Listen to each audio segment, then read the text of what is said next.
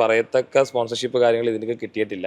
കാരണം നമുക്ക് കിട്ടിയിട്ടുണ്ട് വളരെ തുച്ഛമായിട്ട്. കാരണം നമ്മുടെ കൂട്ടുകാർ തന്നെയാണ് നമുക്ക് പ്രാദേശികമായ ഒരു പരിപാടി എന്നുവെച്ചാൽ നമ്മുടെ കൂട്ടുകാർ ഇപ്പോൾ പോകുമ്പോഴത്തേക്കും ഇരിക്കട്ടെ ഒരു ഹെൽപ്പിന് എന്നുള്ള രീതിയിലല്ലാതെ ഒരു വൻതോതിലുള്ള സ്പോൺസർഷിപ്പ് ഭരണകൂടം ഇല്ല. നമുക്ക് അതിലൊന്നും ഇത് കിട്ടിയിട്ടില്ല. കാരണം ഇവർക്ക് രണ്ടുപേർക്കും ഉള്ള ചിലപ്പോൾ ഞാൻ വഴി വന്ന ആഗ്രഹമായിരിക്കും ഇന്ത്യയുടെ ഒരു ജേഴ്സി ഇടുക, ഇന്ത്യക്ക് വേണ്ടി ഒരു മെഡൽ അടിക്കുക എന്നുള്ളതായിരുന്നു. ഇപ്പോൾ ഒരു സിൽവർ മെഡലിലാണ് ഞാൻ 100% സാറ്റിസ്ഫൈഡ് ആണെന്ന് വെച്ചാൽ അല്ല. നമുക്ക് കാരണം ഇവരുടെ പൊട്ടൻഷ്യൽ ഞാൻ മനസ്സിലാക്കിയ ഒരാളാണ്.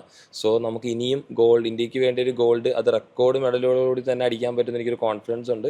ഇനി നെക്സ്റ്റ് കോമ്പറ്റീഷനുള്ള പ്രിപ്പറേഷനിലാണ്.